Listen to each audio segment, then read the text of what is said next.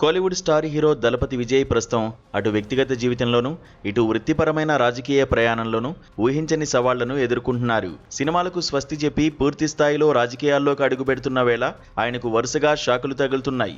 ఆయన నటించిన చివరి సినిమా జననాయగన్ జనవరి 9న విడుదల కావాల్సి ఉండగా సెన్సార్ బోర్డు అభ్యంతరాలు వ్యక్తం చేయడం వల్ల రిలీజ్ అర్ధాంతరంగా నిలిచిపోయింది.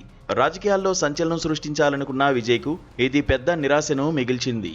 మరోవైపు విజయ్ మరియు ఆయన భార్య సంగీత మధ్య సాగుతున్న విడాకుల వ్యవహారం ఇప్పుడు కోర్టు మెట్లెక్కింది. గత 2 ఏళ్లుగా వీరిద్దరూ విడివిడిగానే ఉంటున్నారన్న వార్తలు ప్రచారంలో ఉన్నప్పటికీ తాజా పరిణామాలు ఈ వివాదాన్ని మరింత రాజేశాయి.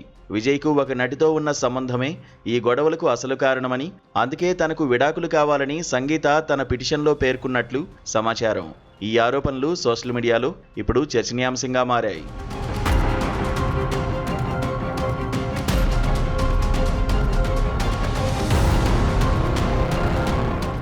విడాకుల సెటిల్మెంట్ కోసం విజయ్ తన భార్యకు భారీ మొత్తాన్ని ఆఫర్ చేశారనే వార్తలు కూడా వినిపిస్తున్నాయి. దాదాపు 250 కోట్ల రూపాయల భరణం ఇచ్చి ఎటువంటి గొడవలు లేకుండా పరస్పర అంగీకారంతో విడిపోవాలని ఆయన ప్రయత్నిస్తున్నట్లు తెలుస్తోంది.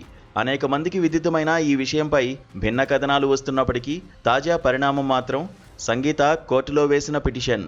విడాకుల ప్రక్రియ పూర్తయ్యే వరకు తనను భర్త ఇంట్లోనే ఉండనివ్వాలని ఆమె న్యాయస్థానాన్ని కోరారు. సంగీత లండన్కు చెందిన వ్యక్తి కావడంతో ఇక్కడ ఉండడానికి తనకు మరెక్కడా వసతి లేదని, అందుకే విజయ్ ఇంట్లో ఉండడం తన హక్కని ఆమె వాదిస్తున్నారు.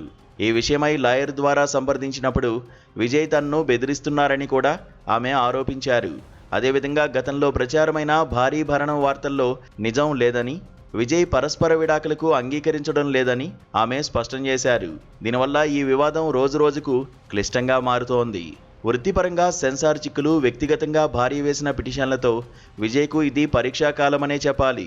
ముఖ్యంగా రాజకీయ రంగ ప్రవేశం చేస్తున్న తరుణంలో ఈ తరహా వివాదాలు ఆయన ఇమేజ్పై ప్రభావం చూపే అవకాశం ఉంది. మరి ఈ గడ్డు కాలాన్ని విజయ్ ఎలా అధిగమిస్తారో, ఈ వివాదాలపై ఆయన ఎప్పుడు స్పందిస్తారో వేచి చూడాలి.